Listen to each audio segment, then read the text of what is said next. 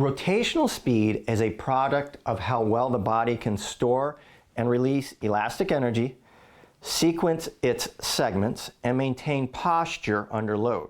When these systems are aligned, you get effortless looking power. When they're out of sync, you get forced swings, energy leaks, and increased injury risk. So before you try to improve the end result, the speed of the bat or the club, you need to address the system that generates it. That system is the kinetic chain.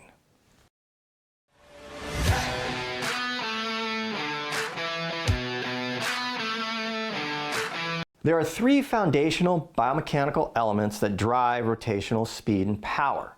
The first is ground force production. It begins with the ability to apply force into the ground through the legs. This force is then transmitted up through the hips and into the torso. Without proper lower body loading and sequencing, the entire system is underpowered.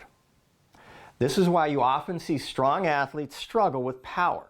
They're not applying that strength in a rotational context.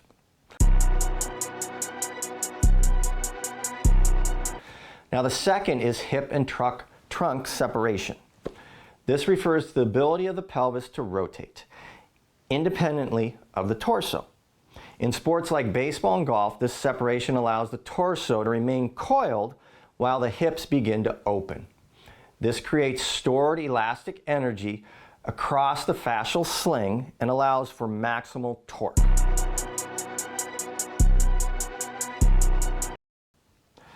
The third segment is sequencing. This is the coordinated firing of the hips, torso, shoulders, and arms in the correct order. Power builds from the ground up and is released distally. When sequencing is off, for example, if the arms lead before the hips have fully rotated, the result is deceleration rather than acceleration.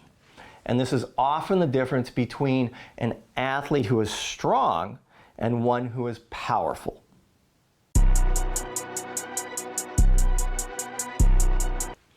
Now there are several movement faults that reduce rotational speed, even in otherwise well-trained athletes. The most common is early torso rotation.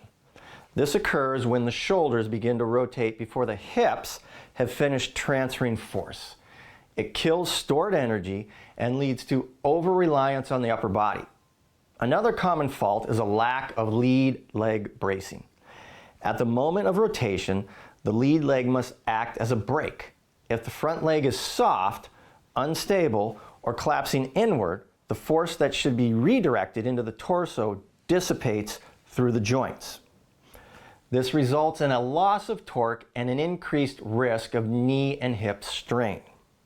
Now the third fault is disconnection from the ground. Athletes who lift their back heel too early or shift laterally rather than rotating through the hips disconnect from the kinetic chain. It may look fast, but it is not efficient and it rarely produces real velocity.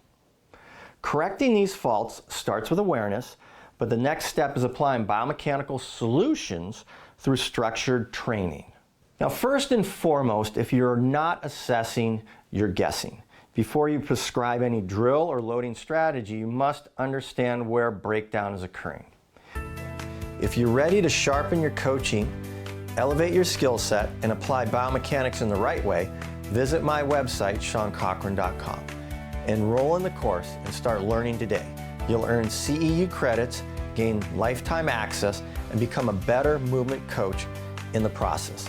And if you found value in this video, give it a like, drop a comment, and share it with a coach who takes this profession seriously. Let's raise the standard together.